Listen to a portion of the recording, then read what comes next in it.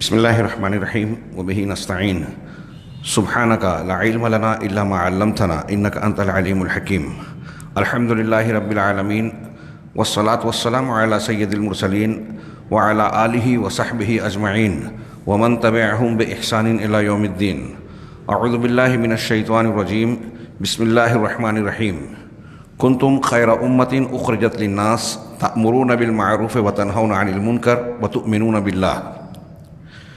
محترم حاضرین و سامعین، شرح بریق الجمان بشرح ارکان الایمان، اس کتاب کے دروس اپنے اختتامی مراحل میں چل رہے ہیں۔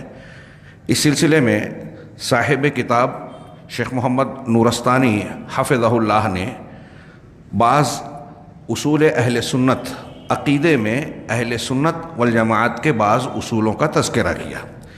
اس سلسلے میں پہلے صحابہ کرام سے متعلق اہل سنت والجماعت کے موقف کے ضمن میں کئی نکات پیش کیے جس پر ہم نے تفصیلی گفتگو کی۔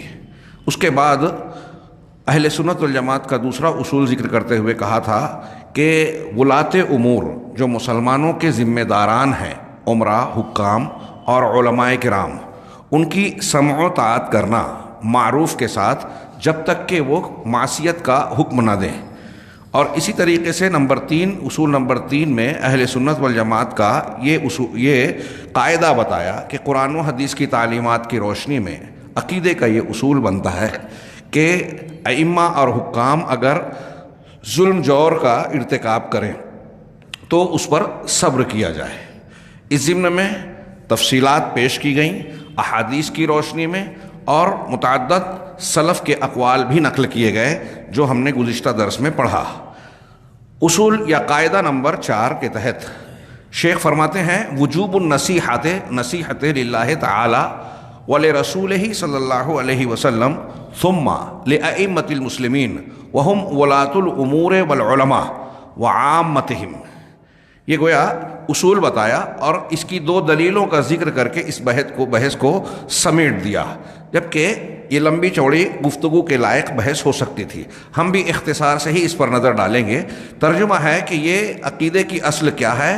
اللہ تبارک و تعالیٰ کے لیے، اس کے رسول صلی اللہ علیہ وسلم کے لیے، پھر ائمہ مسلمین، مسلمانوں کے قائدین اور امامان، حکام، اب وہ حکومت میں ہوں یا علمی اعتبار سے امامت کے درجے پر فائز ہوں۔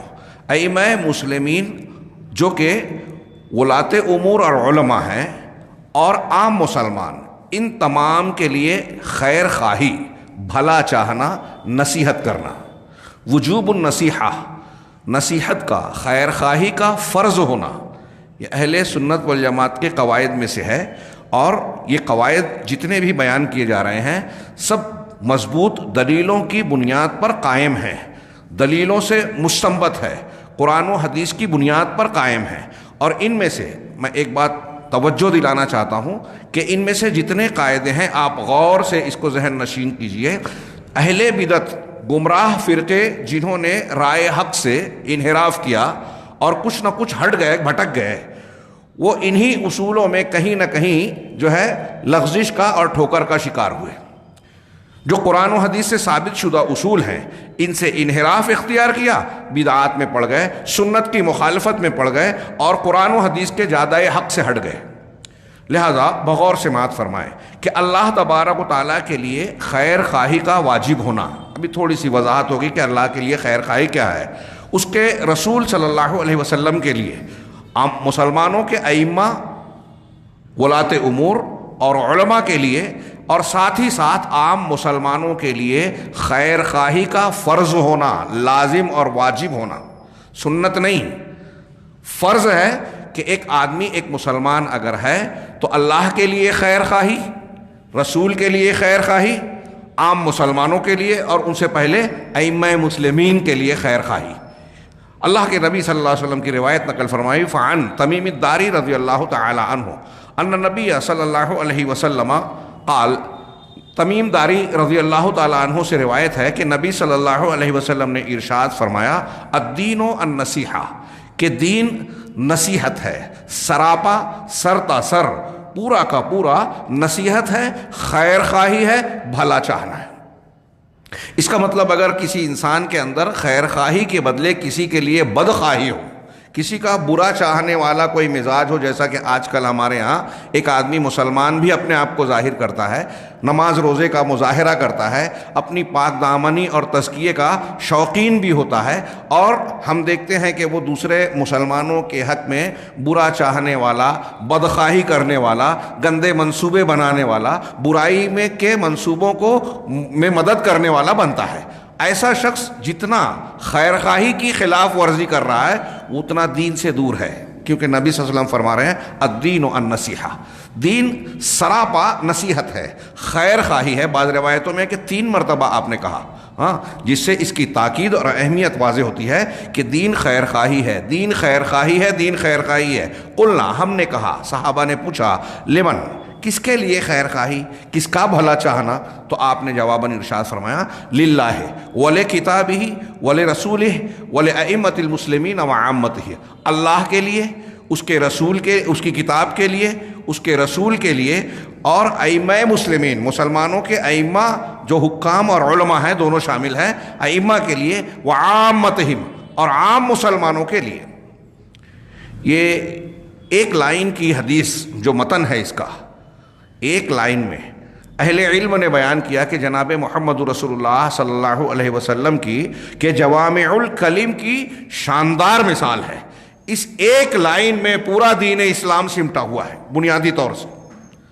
اللہ کے لیے خیر خواہی، بندوں پر اللہ تبارک و تعالیٰ کے جتنے حقوق ہیں، توحید ربوبیت، توحید الوہیت، توحید اسماء و صفات، اور پھر ان کے مقتضیات، شرائط سب شامل کر کے ولا اور برا اور ایمان کی تکمیل کے جتنے بھی ہیں، اللہ تبارک و تعالیٰ سے رجا، امید، خوف، جو ان توحیدوں کے معنی میں تفصیلات میں شامل ہے، اللہ تبارک و تعالیٰ کے لیے قربانی کا جذبہ، اس کے لیے محبت اور اس کے لیے نفرت کرنا، یہ ساری چیزیں اس میں شامل ہے جو اللہ کے حقوق میں ہے بندے پر۔ یہ ان حقوق کو ادا کرنا، یہ اللہ کے لیے خیر خواہی ہے۔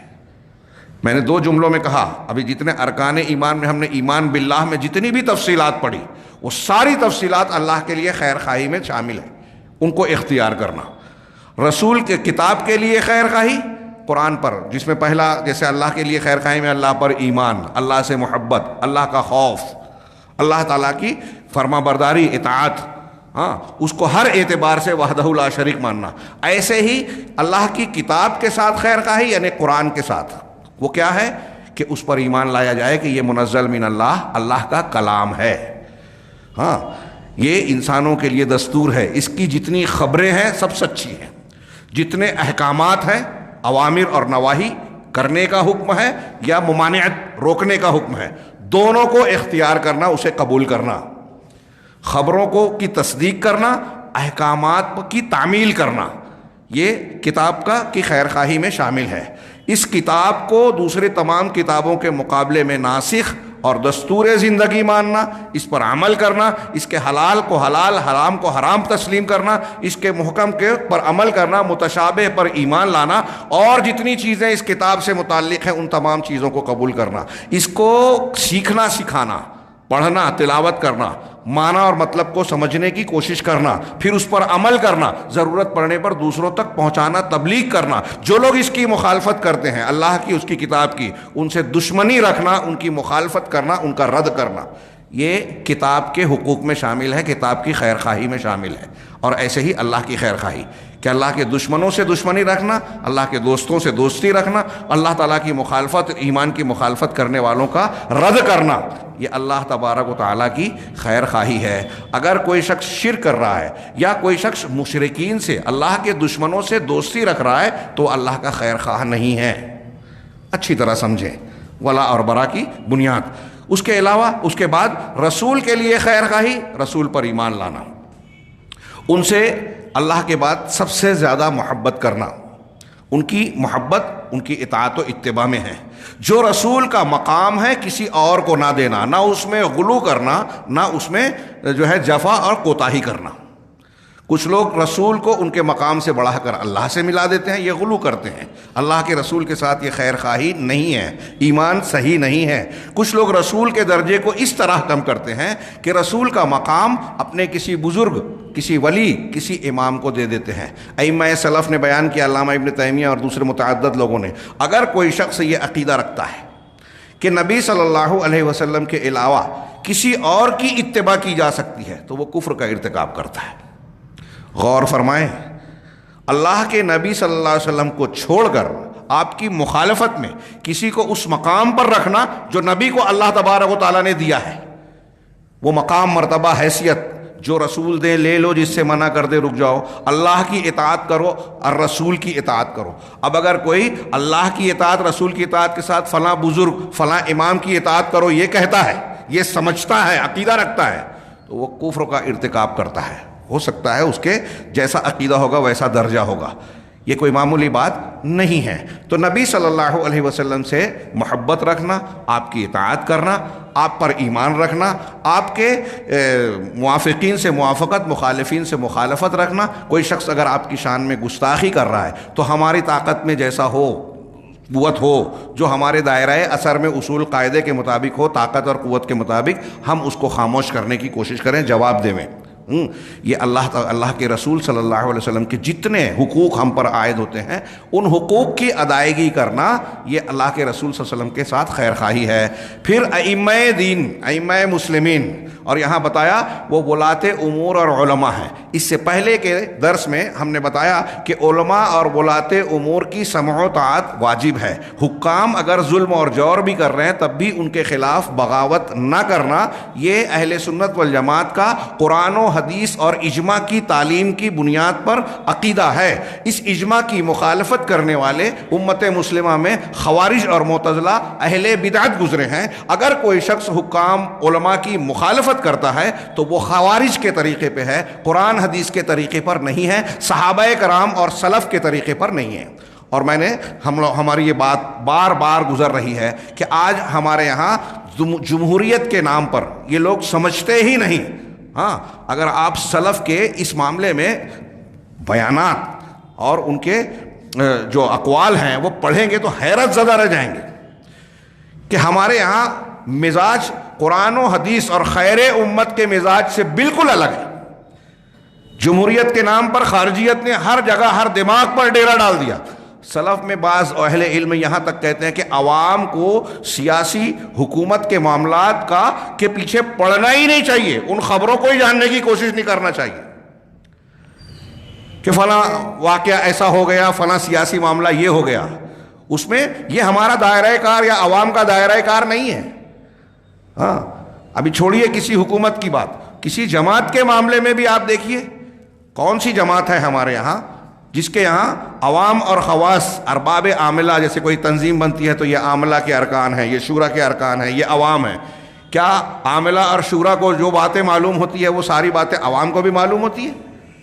اور ان کو نہ معلوم ہونا یہ اسلام کے خلاف ہے، اور وہ عام آدمی یہ شکایت کر سکتا ہے کہ مجھے نہیں بتایا امیر صاحب نے، فلاں صاحب نے۔ ایک نظام ہے، ہر ایک کا دائرہ کار ہے۔ اس دائرہ کار میں اگر کوئی شخص کوئی کام کر رہا ہے اور دور سے دیکھنے والے کو لگتا ہے کہ یہ کام غلط ہو رہا ہے تو بغیر اس کے سلسلے میں تحقیق کیے ہوئے، سمجھے ہوئے، اس کو جانے بغیر اس پہ لب کشائی کرنے کی ضرورت نہیں ہے۔ بعض صحابہ کرام کے بیانات حضرت ابن عباس رضی اللہ تعالیٰ عنہ فرماتے ہیں کہ جو سورہ تحریم میں بعض ازواج کے بارے میں معاملہ آیا، 1 سال تک خاموشی اختیار کی ابن عباس نے کہ مجھے اس بارے میں معلومات صحیح نہیں ہے، تو جب تک اہل علم کی طرف رجوع نہ کر لوں میں اس سلسلے میں کچھ نہیں کہوں گا۔ 1 سال تک حضرت ابن عباس رضی اللہ تعالی عنہما، صحابی رسول۔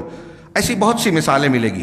ہمارے یہاں لوگ سمجھتے ہیں ہوٹلوں پہ بیٹھ کے چلتے پھرتے کوئی اخبار پڑھا، کوئی بیان سنا، سچی جھوٹی بات کی تحقیق کیے بغیر ہم اس کو نہ صرف یہ کہ بڑھانے لگتے ہیں بلکہ اس کا تجزیہ کرتے ہیں، تحلیل کرتے ہیں، کسی کو تنقید کا نشانہ بناتے ہیں، کسی کو برا اور کسی کو اچھا بولنے لگتے ہیں، اور اسی مزاج کا فائدہ اٹھا کر اعدائے دین نے مسلمان نوجوانوں کو بالکل جو ہے افراتفری کے مزاج میں اور خارجیت میں مبتلا کر رکھا ہے کہ ان کو ایک خبر سنائی جائے اور اس میں وہ مصروف ہو جائیں۔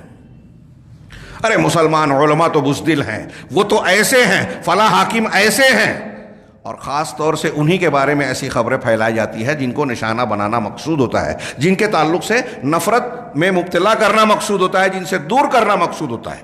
یہاں اس کی اہمیت کا اندازہ آپ اس سے لگائیے کہ اہل علم نے بیان کیا کہ یہ جو خارجیت کا مزاج تھا، آپ تھوڑی دیر کے لیے سوچیے، حضرت عثمان غنی رضی اللہ تعالیٰ عنہ صرف صحابیت نہیں، صحابیت میں بھی انتہائی اعلیٰ مقام کے حامل، ہاں، حضرت ابوبکر صدیق، عمر فاروق کے بعد تقریباً اجماع ہے کہ سب سے افضل ان شیخین کے بعد عثمان غنی رضی اللہ تعالیٰ عنہ۔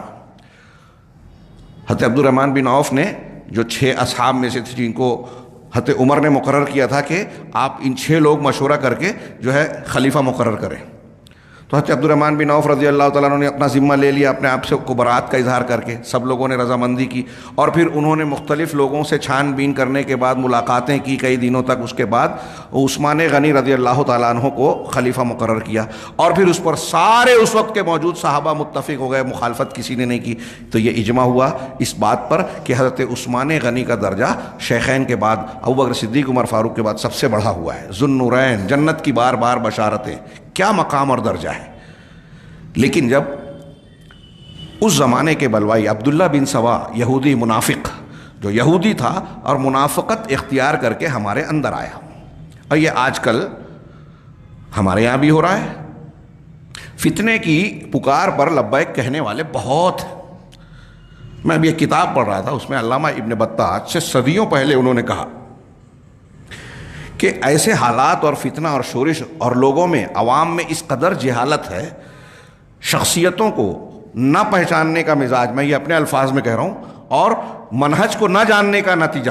علامہ ابن بطہ رحمہ اللہ فرماتے ہیں کہ ایسا مزاج ہو گیا کہ اگر آج کوئی شخص کھڑا ہو کر یہ دعویٰ کرے کہ میں نبی ہوں، نبوت کا دعویٰ کرے، تو سارے لوگ، سارے مسلمان یہ ایک بالکل کھلے طور پر جانتے ہیں کہ محمد الرسول اللہ صلی اللہ علیہ وسلم خاتم النبیین ہیں، آپ کے بعد کوئی نبی آنے والا نہیں۔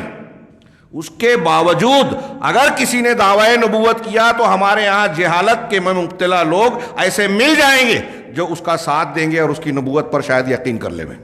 یہ ابن بطہ نے صدیوں پہلے کہا تھا۔ آج کے حالات دیکھتے تو کیا کہتے ہیں؟ مرزا غلام احمد قادیانی کے جھوٹے نبی کی جھوٹی امت آج پنپ رہی ہے دنیا کے مختلف علاقوں میں۔ ہاں، ان کی بات غلط نہیں ہے۔ ایک شخص کھڑا ہوتا ہے، ایک اسی کے ضمن میں شارح نے، ایک عالم دین عرب عالم نے لکھا کہ اگر بولے مجھے یقین ہے، انہوں نے لکھا کہ مجھے یقین ہے کہ اگر یہودی کوئی شخص آ جائے آج مسلمان سماج میں، ہاں، مسلمانوں کا لباس پہن کر آئے، اور بہت سے لوگوں کے لیے تو اس لباس کی بھی ضرورت نہیں ہے، ہاں، کافروں کے ہی لباس میں رہے، کوٹ پینٹ ٹائی وغیرہ یا جو بھی پہنتے ہیں وہ لوگ، مسلمان بھی پہنتے ہیں، تو اگر اس لباس میں بھی رہے اور وہ امریکہ اور یورپ اور مسلمان دشمنوں کے خلاف کچھ تقریر کر دے، نعرے لگا دے، جذباتی باتیں کہے، فلسطین اور وہ مسلمانوں کے جو مظالم ڈھائے جانے والے علاقے ہیں شام وغیرہ کے تعلق سے کچھ جذباتی بات کر کے اسرائیل کے خلاف ہلہ بولنے کی بات کر دے وے کہ اے فلسطین اٹھو، فلسطین کے لیے نوجوانوں اٹھو، تو وہ کتنا بڑا بھی کافر ہو، چاہے یہودی ہی کیوں نہ ہو، مسلمانوں کا ایک طبقہ اور نوجوانوں کی ایک جماعت تہور اور جذبات کا شکار ہو کر اس کے پیچھے ہو لے گی۔ وہ سمجھے گی کہ یہ فلسطین لے جا رہا ہے، لیکن وہ تل ابیب لے جائے گا، اور لے جا رہے ہیں۔ عام بات ہے عالم اسلام میں، عام بات ہے۔ تو کیا کرنا چاہیے؟ یہ مسلمانوں کو ان چیزوں سے بچنے کا طریقہ کیا ہے؟ میں یہ عرض کر رہا تھا حضرت عثمان غنی رضی اللہ تعالیٰ عنہ کے بارے میں، یہ آج کی کیفیت یہ ہے۔ حضرت عثمان کے خلاف عبداللہ بن سبا یہودی نے اپنے ٹولے کے ساتھ مسلمانوں کے ایک گروہ کو بھڑکایا، ورغلایا، اکسایا، جذباتی بنایا کہ یہ دیکھو یہ غلط کر رہے ہیں۔ آج ہمارے یہاں بھی کچھ لوگ خلافت و ملوکیت والی بات لکھتے ہیں تو کہتے ہیں حضرت عثمان غنی رضی اللہ تعالیٰ عنہ نے قرابت داری کو ترجیح دی، نعوذ باللہ من ذالک، اور نہ جانے کیا کیا الزامات لگاتے ہیں۔ سید قطب صاحب ہوں، مولانا ابو العلا مودودی صاحب ہوں، اللہ ان کی بخشش فرمائے، ان کی تحریروں میں یہ بات کھلے طور پر نظر آئے گی۔ ہاں، اور ہمارے ہاں لوگ اس بنیاد پر ان کو تنقید کا نشانہ بنا لیتے ہیں۔ حقائق جانتے نہیں، مقامات جانتے نہیں، اسلامی اصولوں کو جانتے نہیں. یہ آج کے اگر سید قطب وغیرہ اس گمراہی کا شکار ہیں ہوئے تو کیا تعجب کی بات ہے. اس زمانے میں جو خیر القرون کے بعد والا زمانہ ہے، اس زمانے میں عبداللہ بن سبا نے یہی خارجیت جو آج کے زمانے میں جمہوریت کے نام پر خبریں چلتی ہے، عوام میں تبصرے ہوتے ہیں، حکام اور حکمراں کے خلاف باتیں بولی جاتی ہے، ان کے خلاف تنقیدیں ہوتی ہے، لوگوں کو بھڑکایا اور اکسایا جاتا ہے. حضرت عثمان غنی رضی اللہ تعالیٰ عنہ جیسے صحابی رسول اور اعلیٰ ترین مقام کے حامل مسلمان کے خلاف جب اس نے باقاعدہ مہم چلائی تو بلوائیوں کا ایک طبقہ اس کے ہاتھ میں آ گیا، اور ایسا آیا کہ مدینہ جو ہے ان کے قبضے میں آ گیا. عثمان غنی رضی اللہ تعالیٰ عنہ خلیفۃ المسلمین ہونے کے باوجود اپنے گھر میں نظر بند اور قید ہو کر رہ گئے. سوچئے تھوڑی دیر کے لیے، تصور کیجئے کہ یہ حکام کے ساتھ خیر خواہی نہ کرنے کا کتنا بھیانک نتیجہ آتا ہے. یہ جو خیر خواہی کی تعلیم دی کہ خیر چاہیے آپ، حکام کے تعلق سے تنقیدیں کرنا، سر عام مخالفت کرنا، ان کی غلطیوں کو اچھالنا، اگر غلطی ہے بھی تو اچھالنا، یہ قرآن و حدیث میں انتہائی شدت سے ممنوع ہے. شدت کے ساتھ صاف حدیث ہے، جس کو علامہ البانی رحمہ اللہ نے صحیح کہا ہے کہ اگر کسی والی یا حاکم کی آپ کوئی غلطی اگر پا بھی جائیں اور اس کو دیکھیں کہ یہ غلط کر رہا ہے، قرآن و حدیث کے خلاف ہے، تو آپ اس کو ملاقات کریں، اس کا ہاتھ پکڑیں اور تنہائی میں لے جائیں اور اس کی اس غلطی پر جو ہے اظہار کریں. اگر اس نے قبول کر لیا تو بہت اچھی بات ہے، اور اگر قبول نہیں کیا تو تم نے تمہارے اوپر جو ذمہ داری ہے اس کو نبھا دیا، اللہ تم سے نہیں پوچھے گا. یہ حدیث کے جملوں کا مفہوم میں نے بیان کیا، اللہ کے نبی صلی اللہ علیہ وسلم کا فرمان ہے. پھر سے آج کوئی مسلمان مجھے نہیں لگتا جمہوری فکر کے سائے میں اس حدیث کو جانتا ہو، اور جانتا ہو تو مانتا ہو. عملی طور سے تو کوئی دکھتا نہیں ہے الا ماشاء اللہ. ہاں، ہمارے یہاں اگر ابھی بہت سارے لوگوں کو بتائیں گے تو اس حدیث کی بھی تعویل کریں گے، اس میں کیڑے نکال لیں گے کچھ نہ کچھ کہ نہیں یہ ایسا نہیں، ایسا ہے، اس کا معنی یہ نہیں، یہ ہے. خارجیت اور جمہوریت کا اثر ایسا ہے. اللہ کے نبی صلی اللہ علیہ وسلم کے اگر حاکم کوئی ملے تو علماء نے اس کی تشریح میں، اس حدیث کی تشریح میں کہا کہ اگر آپ حاکم سے، ذمہ دار سے مل کر اس کی اصلاح کر سکتے ہیں تو یہ بہت اچھی بات ہے. اس کو سمجھائیں، نہ مانے تو کوئی بات نہیں، آپ نے اپنا ذمہ پورا کر دیا. مان لے تو بہت اچھی بات ہے. اگر آپ مل نہیں سکتے تو آپ خط لکھ سکتے ہیں، تحریر لکھ سکتے ہیں. ہاں، ابھی وہ زمانہ نہیں رہا، تار کر سکتے ہیں، ابھی موبائل کے ذریعے سے میسج دے سکتے ہیں اس کے اپنے اکاؤنٹ پر، عوامی طور پر نہیں، اخبار میں نہیں، ٹی وی چینل پر نہیں، فیس بک اور کیا نام ہے واٹس ایپ وغیرہ جیسے عمومی عوامی سطح پر سوشل میڈیا پر تشہیر نہیں کرنی ہے. یہ اسلام کا، مسلمانوں کا طریقہ ہرگز نہیں ہے. یہ میں بار بار دہراتا ہوں، اور یہ آپ بھی بار بار دہرائیں، لوگوں کو بتائیں. یہ جو ہمارے ہاں واٹس ایپ اور اس پر لوگ سمجھتے ہیں کہ بہت تیر مار رہے ہیں، اسلام سے محبت کا اظہار کر رہے ہیں، لوگوں کی غلطیوں کو اچھال کر سمجھتے ہیں اصلاح کر رہے ہیں، نہیں. یہ نصیحت کے خلاف ہے، ہمارے عقیدے اور طریقے کے خلاف ہے کہ مسلمان ائمہ اور ان کی مخالفت، اس کا کتنا نقصان ہوتا ہے. آپ جب کسی حاکم یا کسی عالم، تھوڑی دیر کے لیے میں تھوڑا سا اشارہ کر رہا ہوں، غور کیجئے گا بعد میں، ایک عالم دین ہے، وہ عالم ہو یا حاکم ہو، ہاں، کیا آپ ایسا سمجھتے ہیں کہ ان کو فرشتہ ہونا چاہیے، معصوم عن الخطا ہونا چاہیے؟ اس کے گھر میں کسی نے کیا، رشتہ دار میں، تو ہمارے یہاں لوگ چلانا، ارے وہ عالم بنتے ہیں، وہ عالم بنتے ہیں، دیکھو ان کے گھر میں تو ایسا ہو گیا. اس کے گھر میں کسی نے اگر کوئی غلطی کی ہے، اس کا ذمہ دار وہ عالم ہے، وہ داعی ہے، اب اسے دین کا کام، دعوت کا کام چھوڑ دینا چاہیے. آپ اپنے دل سے فتویٰ پوچھیے. نوح علیہ السلام نے اپنے بیٹے کو دعوت نہیں دی تھی، وہ کافر تھا، تو ہمارے یہاں کے چلتے پھرتے مفتی یہ کہیں گے کہ نوح علیہ السلام کو دعوت دینے کا حق نہیں تھا. اللہ تبارک و تعالیٰ نے قرآن نازل کیا، تبت یدا ابی لہب وتب. ابو لہب سگا چچا ہے نبی کریم صلی اللہ علیہ وسلم کا. اللہ تعالیٰ نے قرآن اتار کر بتایا کہ یہ نبی ہیں، پیغمبر ہیں، یہ اپنا کام کر رہے ہیں. اگر سگے چچا نے، قریبی رشتہ دار نے مخالفت کی تو اس کا الزام نبی پر نہیں آئے گا، اس کے جواب دہ نبی نہیں ہے، اس لیے کہ نبی نے اپنی کوشش کی، اپنی ذمہ داری ادا کر دی.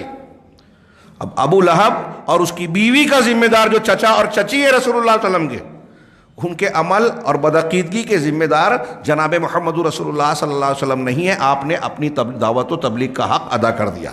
تو تھوڑی دیر کے لیے یوں سوچئے، ایک تو یہ میں نے تھوڑی سی وضاحت کی، ایک عالم ہے، کچھ کام کر رہا ہے، دعوت کا کام کرتا ہے، لوگ اس کی طرف اپنے مسائل لے جاتے ہیں، رہنمائی حاصل کرتے ہیں، سوال جواب اور دین کی رہنمائی، یہ چھوٹی موٹی بات نہیں ہے میرے بھائیوں، چھوٹی موٹی بات نہیں ہے۔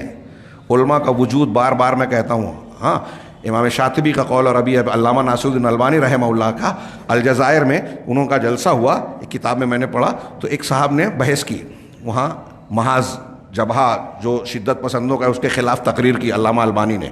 تو تقریر کے بعد سوال و جواب ہوا، تو وہ مناقشہ جو ہوا اس میں کسی نے سوال کیا علماء کے بارے میں، وہ لمبی چوڑی بحث ہے، اس ضمن میں علامہ البانی رحمہ اللہ نے ایک سوال کیا کہ تمہارے درمیان یہ جو لوگ کام کر رہے ہیں اسلامی حکومت قائم کرنے کے لیے، آپ کا دعویٰ ہے کہ ہم اسلامی حکومت قائم کرنا چاہتے ہیں، کتنے علماء ہیں آپ کے پاس؟ ملینوں لوگوں میں کتنے علماء ہیں؟ ملائی ہیں؟ کہا نہیں۔ کیا 100 سینکڑے میں ہے؟ کہا نہیں۔ کتنے علماء ہیں؟ کہا نہیں ہے۔ کہا علماء نہیں ہیں تو آپ رہنمائی کس سے لیتے ہیں؟ کہا آپ جیسے لوگوں کی طرف۔ تو اس کا مطلب یہ کہ آپ اپنی ایک تنظیم چلا رہے ہیں، حکومت قائم کرنے کا دعویٰ کر رہے ہیں۔ یہ البانی صاحب کا جواب اپنے الفاظ میں نقل کر رہا ہوں، اپنے گروہ میں، لیکن آپ کے درمیان علماء نہیں ہیں، ہم جو آپ کی تنظیم میں نہیں ہیں، آپ ہم سے رہنمائی لیں گے۔ اس کا مطلب یہ کہ آپ قوت و معنی کے اعتبار سے ابھی تنظیم میں مکمل نہیں ہیں۔ جو کام آپ اپنے سر پہ اوڑھ رہے ہیں اس کام کو ادا کرنے کی آپ کے اندر طاقت اور صلاحیت نہیں ہے، اور آپ نے ذمہ داری اٹھا لی۔ کئی سوالات کے بعد انہوں نے ایک سوال یہ کیا البانی صاحب نے کہ آپ کے درمیان اطباء کتنے ہیں؟ اگر بیمار پڑ جائے، کوئی زخمی ہو جائے تو اس کا علاج معالجہ کرنے والے کتنے؟ کہا بہت ہیں۔ کہا سینکڑوں تو ہوں گے؟ کہا ہاں ہیں۔ کہا جسم کی امراض کا علاج کرنے کے لیے آپ کے درمیان اطباء ہیں، طبیب ہیں، اور علماء جو روحانی بیماریوں کا علاج کرنا چاہتے ہیں وہ ہے ہی نہیں آپ کے درمیان؟ ہاں، ایک سوال کا جواب دیجئے کہ ایک آدمی یہ کہتا ہے کہ میں مسلمانوں پر جو ظلم اور زیادتی ہو رہی ہے سیاسی اور حکومت کی طرف سے، سیاسی بنیاد پر حکومت، ان کو اس سلسلے میں ان کا حق دلاؤں گا۔ ایک آدمی یہ دعویٰ کرتا ہے، بہت غور سے سنیے گا، علم کی باتیں ہیں، اہل علم، گہرے علم والے، علامہ البانی فرما رہے ہیں۔ ایک آدمی یہ دعویٰ کرتا ہے کہ آپ جو ہے میں مسلمانوں کے حقوق دلانے کے لیے جد و جہد کروں گا، کوشش کروں گا، اور سیاسی لڑائی لڑوں گا، حکومت اور اقتدار حاصل کر کے حکومت کے لوگوں سے مظالم کو روکوں گا۔ یہ ایک دعویٰ اور یہ ایک کوشش ہے، ہم مان لیں وہ مخلص ہے۔ ایک طرف یہ آدمی، اس کے بالمقابل ایک دوسرا آدمی جو یہ کہتا ہے کہ میں مسلمانوں میں جو بے دینی ہے، انحراف ہے، بدعت و خرافات ہے، شرکیات ہے، عقیدے کی خرابیاں ہیں، اس کی اصلاح کر کے ان کو ہدایت کی طرف لاؤں گا، گمراہی سے ہدایت کی طرف، گمراہی سے ہدایت کی طرف لانے کی کوشش کروں گا۔ یہ علماء کا کہنا ہے۔ تو یہ عالم یہ زیادہ اہم ہوا یا یہ سیاسی حقوق دلانے کا وعدہ کرنے والا جو کبھی دلا سکتا ہے، کبھی نہیں دلا سکتا، چلا سکتا ہے، بک سکتا ہے، اور نہ جانے کیا کیا ہو سکتا ہے؟ یہاں بھی خرابیاں ہیں، لیکن دونوں دعوے میں اہمیت کا حامل کون سا دعویٰ ہے، اور زیادہ ضرورت کس چیز کی ہے مسلمانوں کو؟ علامہ البانی نے اس میں یہ کہا کہ آپ نے اگر فرض کیجئے کہ طاقت کے بل پہ آج فرض کیجئے کہ اقتدار حاصل کر لیا، تو کیا آپ جبراً حکومت نافذ کریں گے کہ سینما بند کر دو، عورتوں کا پردہ لازم ہے؟ اب آپ نے اگر اچانک جو ہے پردہ لازم کیا تو وہ عورتیں جو بے حجابی اور بے حیائی کی عادی ہو چکی ہیں، کیا آپ کے نافذ کرتے ہی، حکم و فیصلے کو نافذ کرتے ہی وہ حجاب اور پردے کی عادی ہو جائیں گی، اس کی پابندی کرنے لگیں گی؟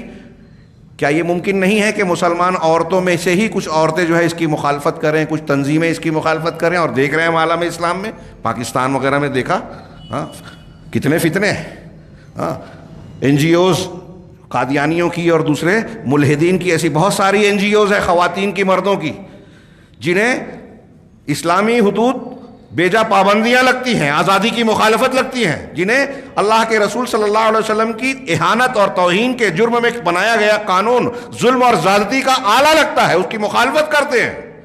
تو اگر آپ نے فرض بالفرض اگر بنا بھی لیا تو کیا یہ مسلمان فوراً قبول کر لیں گے ذہنی طور سے؟ نہیں۔ تو اس میں انہوں نے بیان کیا کہ پہلے آپ کو ضرورت ہے کہ ذہنی علمی تربیت کریں، ذہن سازی کریں کہ اسلامی حکومت قائم ہونی ہے اگر، یا اس کو نافذ کرنا ہے، تو لوگ اس پر عمل کرنے کے لیے جبراً نہیں، زور اور قوت کی بنیاد پر نہیں، دل کے اطمینان کے ساتھ برضا اور رغبت اس کو قبول کریں۔ اور ایسی تربیت کرنے کے لیے کس کی ضرورت ہے؟ علماء کی۔ علماء تربیت کرتے ہیں، عالم صرف درس تقریر دیوے تو ہی ایسا ضروری نہیں ہے کہ اس کا فائدہ ہے. سماج میں رہتے ہوئے چلتے پھرتے اگر وہ گفتگو میں بیٹھکوں میں اپنے سامنے آنے والی انحرافات کی اصلاح کرتا ہے, اس کی نشاندہی کرتا ہے کہ یہ غلط ہے, یہ شرک ہے, یہ بدعت ہے. قرآن اس سلسلے میں یہ کہتا ہے, حدیث کی دلیل یہ ہے, یہ فلاں گمراہی ہے. اگر وہ لوگوں کی چلتے پھرتے مجلسوں میں بھی رہنمائی کرتا ہے تو اس کا وجود بہت بڑی غنیمت ہے. اب آپ اس عالم کو نشانہ بنا کے لوگوں میں بے عزت کر رہے ہیں, ارے وہ تو ایسا ہے, اس کے گھر کا معاملہ تو ایسا ہے, اس کی کیا حیثیت ہے کہ لوگوں کی اصلاح کرے. اس کو بولنا پہلے اپنے گھر کی اصلاح کرے. تو مطلب یہ کہ آپ کیا کر رہے ہیں. یہ سب کرنے کے بعد آج ہمارے سماج میں یہ ہو رہا ہے. غور کیجئے تھوڑی دیر کے لیے, کسی شخصیت پر نہیں, صرف دینی بنیاد پر غور کیجئے کہ اگر 2-4 علماء ہیں کام کر رہے ہیں, کچھ علماء نہیں کرتے, کچھ کرتے ہیں, ان کے تعلق سے ہم نے یہ پھیلایا کہ ان کا کردار ایسا ہے, وہ اس لائق نہیں ہے, ان کے گھر میں ایسا ہے, تو سننے والے اس کے تعلق سے کیا مزاج بنائیں گے. اس عالم کے تعلق سے اس کی عزت کم ہو جائے گی. ہو سکتا ہے کہ اس سے جو استفادہ کرتے تھے, کوئی ضرورت پڑے اس کی طرف رجوع کر کے سوال پوچھنا, جواب پوچھنا کہ اس بارے میں آپ رہنمائی کیجئے, تو جب اس عالم کے تعلق سے یہ بدگمان ہو چکیں گے تو اس کی طرف رجوع تھوڑی کریں گے.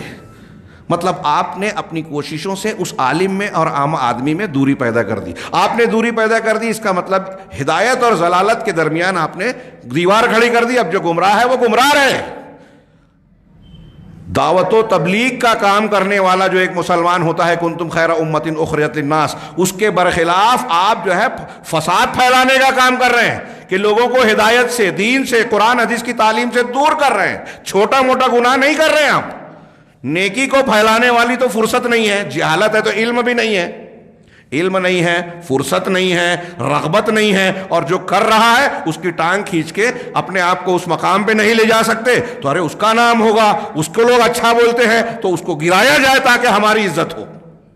تو اپنی اس عزت کی خاطر آپ دین کی مٹی پلیت کر رہے ہیں, دعوت و تبلیغ کو نقصان پہنچا رہے ہیں, عالم دین کو نشانہ بنا کر آپ اسلام کو نشانہ بنا رہے ہیں. یہ میں نہیں کہہ رہا ہوں, 20 علماء کی کتابیں آج ملے گی, اور یہ چیزیں آپ کو عقیدے کی کتابوں میں علماء سلف نے لکھی ہے, بیان کیا ہے کہ حکام اور علماء کے خلاف لب کشائی کرنا, لوگوں میں جو ہے تنقیدیں کرنا, یہ فساد پھیلانا ہے, مسلمانوں کے آپس میں ایک دوسرے کے اعتماد کو ٹھیس پہنچانا ہے. اس سے شر اور فتنے کا دروازہ کھلتا ہے, اس سے آپس میں دوریاں بڑھتی ہیں, تعاون کی فضا کمزور سے کمزور تک ہو جاتی ہے, اور پھر بات بڑھتے بڑھتے بڑھتے بڑھتے کبھی کبھی قتل و غارت گری تک ہوتی ہے کہ مسلمان کا قتل کرتا ہے, مسلمان کا مال لوٹتا ہے, مسلمان کے خلاف غیبت, چغلی, منصوبے, اور کبھی کبھی یہ ہوتا ہے کہ مسلمان غیر مسلموں کا ساتھ دیتا ہے مسلمان بھائی کے خلاف. پوری اسلامی تاریخ ایسے واقعات سے اور نقصانات سے بھری پڑی ہے, اور یہ نتیجہ ہے اس اصول کو نظر انداز کرنا کہ مسلمان حکام, ائمہ, علماء اور عام مسلمانوں کے ساتھ خیر خواہی کرنا. آپ یہ اگر کسی کی غیبت کرتے ہیں نا, عالم اور حکام کی چھوڑ دیجیے, عام آدمی کی بھی غیبت کرتے ہیں, قرآن سب جانتے ہیں کہ یہ مردہ بھائی کا گوشت کھانا ہے. ہاں, آپ کسی کی برائی جاننے کے بعد اس کی اصلاح کے لیے نہیں تڑپتے ہیں, بلکہ اس کے برخلاف آپ وہاں جا کر واٹس ایپ اور ٹویٹر اور اس پہ خاموشی سے, جھوٹے نام سے مشہور کرتے ہیں کہ ایک صاحب ایسے ہیں اور وہ یہ کہتے ہیں اور ان کی ایسی ایسی شخصیت ہے. آپ کے جانکار لوگ جو ہیں سمجھ جاتے ہیں کہ اشارہ فلاں شخصیت کی طرف ہے اور اس سے لذت لیتے ہیں. یہ دین ہے؟ اصلاح ہے؟ نہیں, یہ خارجیت ہے, خارجیوں کا مزاج ہے. حکام اور علماء کا معاملہ تو اس سے بھی بڑھ کر ہو جاتا ہے کہ آپ ان کی غلطیوں کی تشہیر نہ کریں. ایک تو وہ جو حقیقت میں غلطی ہے, اور اگر حقیقت میں غلطی نہیں ہے, آپ کی غلط فہمی ہے, غلط خبر ہے, بغیر تحقیق کے آپ ایسا کر رہے ہیں, تو اور زیادہ سنگین جرم بن جاتا ہے. تو اللہ کے نبی, میں نے کافی جو ہے چاہتا تھا کہ سرسری طور سے گزر جائیں, لیکن پھر بھی کافی تفصیل بیان کی. یہ باتیں مختلف پیرایوں میں ہمارے کئی دروس میں آ رہی ہیں, لہٰذا لیکن میں نے جو آج باتیں بیان کی, ہو سکتا ہے کچھ نئے پہلو بھی اس میں آئے ہوں. میں اس میں خاص طور سے یہ عرض کرنا چاہتا ہوں کہ غور کیجئے, جب عثمان غنی رضی اللہ تعالیٰ عنہ, آج ہم اور آپ عقیدے میں رکھتے ہیں کہ اگر کوئی شخص حضرت عثمان غنی رضی اللہ تعالیٰ عنہ کے خلاف زبان کھولتا ہے طعن و تشنی کرتا ہے، تو ہمارے اسلاف کا قرآن و حدیث کی روشنی میں یہ کھلا فتویٰ ہے عقیدے کی کتابوں میں کہ وہ ملحد ہے، زندیق ہے، بے دین ہے، ایک صحابی کو اگر کسی نے نشانہ بنایا۔ لیکن اس صحابی کے خلاف جب ماحول بنایا گیا، یہ خارجیت اور اس وقت کی جمہوریت، اس وقت یہ اصطلاح نہیں رہی ہوگی لیکن جمہوریت بھی وہی دیتی ہے، اس لیے میں جوڑ کے بولتا ہوں کہ جمہوریت ہر شخص کو آزادی رائے کا مطلب آج لوگ غلط سمجھتے ہیں، اسلام کا وہ مزاج نہیں ہے، وہ تعلیم نہیں ہے۔ تو اس درجہ لوگوں میں پہنچ گیا کہ اس وقت کے عام لوگ، صحابہ نہیں تھے اس میں، ہاں، اس سے وہ اتنے متاثر ہوئے۔ یہ غیبت، چغلی، حاکم اور عالم کے خلاف ماحول اور فضا بنانے کا نتیجہ دیکھیے کہ حضرت عثمان غنی رضی اللہ تعالی عنہ جیسے صاحب فضیلت بلکہ صاحب فضائل صحابی رسول کو نظر بند کیا گیا اور بالآخر قتل کیا گیا بے دردی سے۔ ان کا وہی کنواں جو انہوں نے خرید کر مسلمانوں کے لیے وقف کیا تھا، اس کا پانی روک دیا گیا، ان کو اور ان کی اہلیہ کو ان کے گھر میں تلاوت قرآن کے دوران شہید کیا گیا۔ اور شہید کرنے والوں میں سیدنا ابوبکر صدیق رضی اللہ تعالیٰ عنہ کے ایک بیٹے بھی شریک تھے، ہاں، وہ اچھے مسلمان۔ یعنی جب یہ فضا بگڑتی ہے، عالم حاکم کے خلاف آپ ماحول بناتے ہیں، ہاں، اس وقت کے فیس بک ٹویٹر کا جو بھی سسٹم رہا ہو، ہاں، اس وقت کی خبروں کی تشہیر اور ماحول سازی کا سارا استعمال کیا گیا، تو نتیجہ کہاں تک پہنچتا ہے؟ یہ چھوٹا موٹا نقصان ہے۔ مسلمانوں کی راجدھانی اور حرم مدینۃ المنورہ میں خلیفہ رسول کی شہادت یہ کوئی چھوٹا معاملہ نہیں تھا۔ اور یہ کس وجہ سے ہوا؟ یہ خارجی مزاج کی وجہ سے، جس کو ہم چھوٹی موٹی بات سمجھتے ہیں کہ کسی حاکم کے خلاف کوئی بھی خبر آئی فوراً اس کو اڑا کر اس کے خلاف جو ہے تبصرے شروع کر دیے، فتوے دے دیے، فیصلے سنا دیے اور برے القاب کے ساتھ عوام میں اس کو ذکر کرنے لگے۔ یہ کوئی دین کی خدمت نہیں ہے، بلکہ یہ قرآن حدیث کے خلاف ہے۔ ہاں، اس خبر کو بڑھانا یہ برا ہے، تو اس کو اس سے نفرت کرنا حاکم کے لیے۔ بعض علماء نے یہاں تک لکھا ہے، اہل علم نے، مجھے لگتا ہے امام شاطبی نے، اگر کسی آدمی کو دیکھو کہ وہ مسلمان حکام کے لیے جو دین کی پر قائم ہے، چاہے ان کے اندر فسق و فجور ہے، اگر ان کے لیے دعا نہیں کرتا، امام شاطبی کا قول ہے یہ، تو سمجھ لیجئے کہ اس کے اندر خارجیت کا مزاج ہے۔ اب دعا نہ کرنے کے ساتھ ساتھ اگر آج کے ماحول میں وہ دیکھتے کہ تنقیدیں کوئی کر رہا ہے، مخالفت کر رہا ہے، خبریں پھیلا رہا ہے، جھوٹ بول رہا ہے، ان کی اصلاح کے بغیر اخبارات میں اور دوسری جگہوں پر تبصرے کر رہا ہے، تو اس کو کیا کہیں گے؟ یہ تو بڑی درجے کی خارجیت ہو گئی، پہلے درجے سے۔ آگے بڑھتے ہیں ہم، ہاں، کہ اللہ کے نبی صلی اللہ علیہ وسلم فرمائے کہ عام مسلمان ائمہ کے لیے خیر خواہی، ان کا بھلا چاہنا، ان کے حق میں دعائے خیر کرنا، ان سے اگر خطا اور غلطی ہو گئی تو اس کی شریعت کے دائرے اور اصول کے مطابق اصلاح کی کوشش کرنا، ان کی غلطیوں کی تشہیر نہ کرنا، لوگوں کے دلوں میں ان کے خلاف نفرت پیدا نہ کرنا، اس لیے کہ ایسا کرنے سے مسلمانوں کے اتحاد و اتفاق کو چوٹ پہنچتی ہے، مسلمانوں میں کمزوری آتی ہے، آپس کے محبت اور الفت کے ماحول کو دھکا لگتا ہے، اور بہت سارے نقصانات پھر اس کے جلوں میں آتے ہیں۔ نتیجے کے طور پر مسلمان کافروں کے لیے آلہ بن جاتا ہے، ان کے لیے نرم چارہ بن جاتا ہے۔ اس کی بنیاد پر مسلمان جب کمزور ہوتے ہیں تو غیر مسلموں کے لیے آسانی ہو جاتی ہے کہ مسلمانوں کو لڑایا جائے، ان کو آپس میں الجھایا رکھا جائے، دعوت و تبلیغ کے محاذ سے ان کو ہٹا دیا جائے اور اپنے مقاصد حاصل کیے جائیں۔ اور آج ہم دیکھ رہے ہیں کہ ہر ملک، ہر علاقے میں یہ چیز کامن ہے، عام ہے۔ جس ملک میں یہ مزاج جمہوریت اور خارجیت کا جتنا کم ہے، اتنا وہ فتنے سے محفوظ ہے۔ آگے بڑھتے ہیں۔ ہاں، عام مسلمانوں کے لیے بھی خیر خواہی کا معنی میں سمجھتا ہوں کہ اس تشریح میں آ گیا کہ عام مسلمان کے تعلق سے بھی انسان کو، ایک مومن بندے کو خیر خواہ ہونا چاہیے، اور خیر خواہی یہ نہیں ہے کہ آپ اس کی غلطیوں کو جو ہے مشہور کریں اور لوگوں میں پھیلائیں۔ آگے بڑھتے ہیں۔ دوسری روایت وعن جریر بن عبداللہ البجلی، جریر بن عبداللہ بجلی رحمہ اللہ سے روایت ہے، انہ قال، انہوں نے فرمایا کہ بایعت رسول اللہ صلی اللہ علیہ وسلم، میں نے اللہ کے رسول صلی اللہ علیہ وسلم کے ساتھ بیعت کی۔ بیع سے بنا ہے، خرید و فروخت، تو یہ عہد و پیمان، اپنے آپ کو گویا بیچنا، معاہدہ کر لیا۔ یہ بیعت اسلام کی ہوتی تھی، ہاں، یا پھر مسلمانوں کا جو حاکم ہے اس پر۔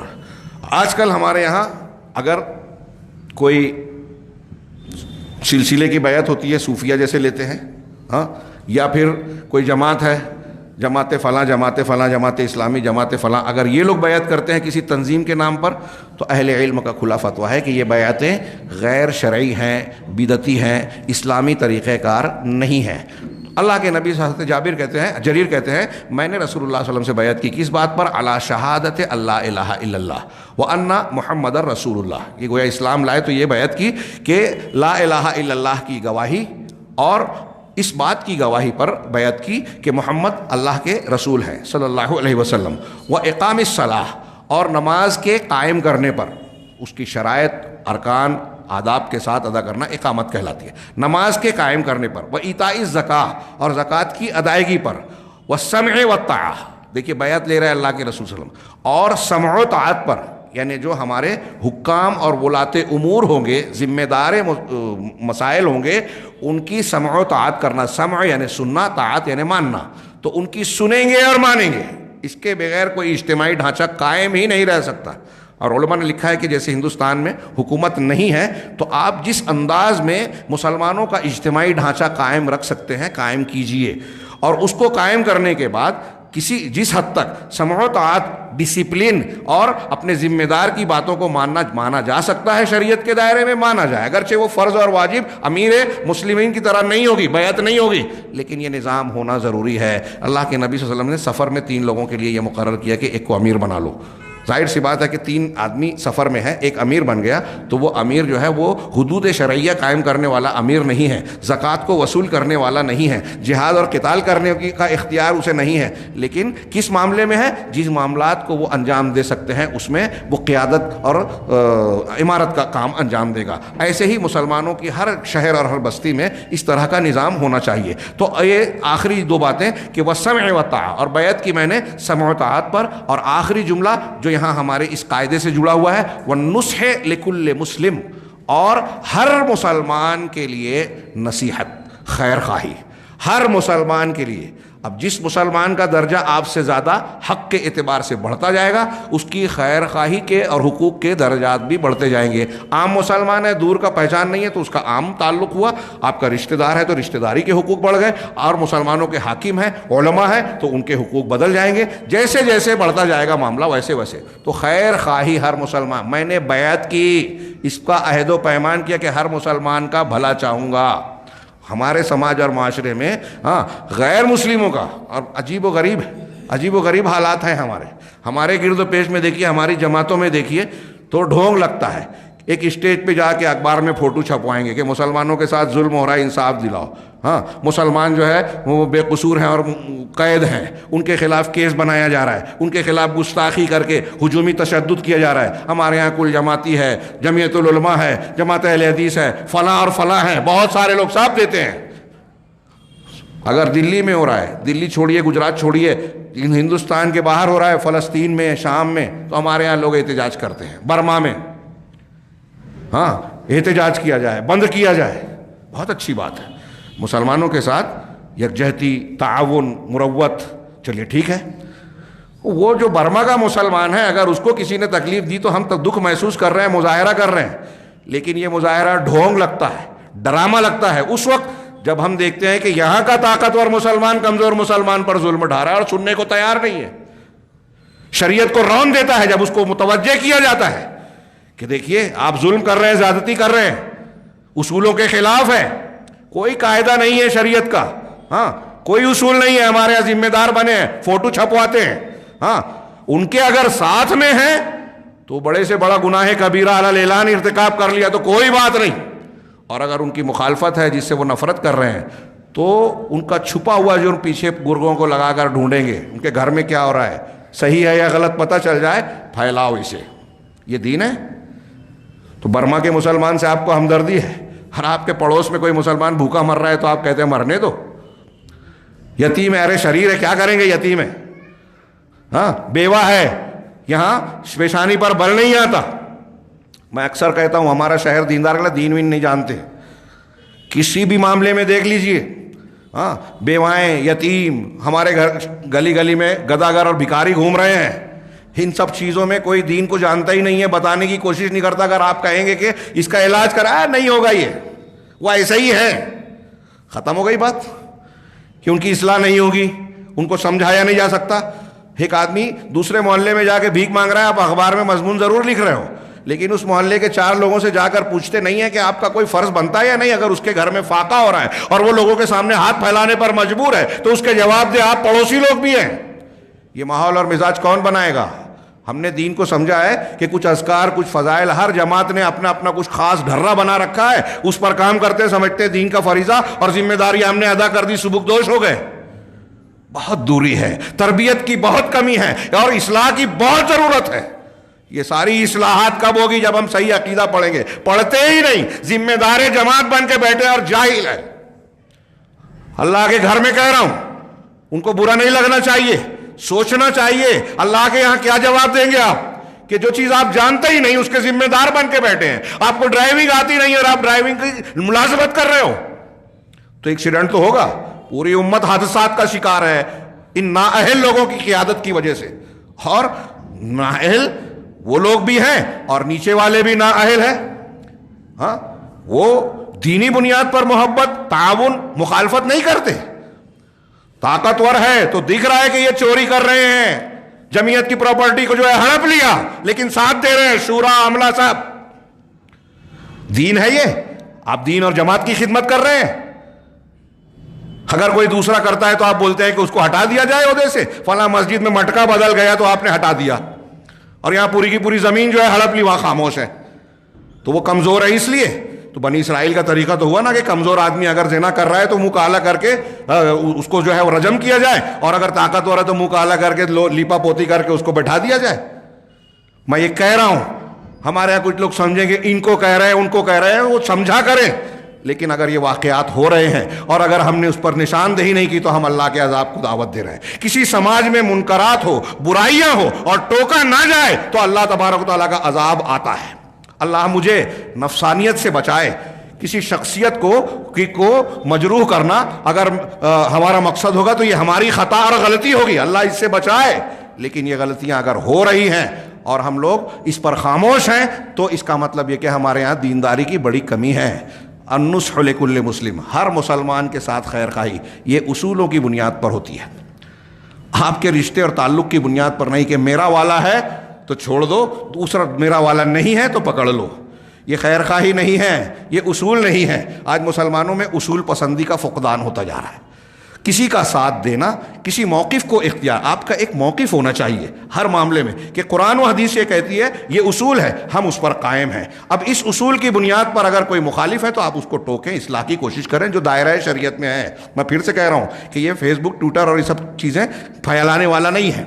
اس کی اصلاح کی کوشش کریں.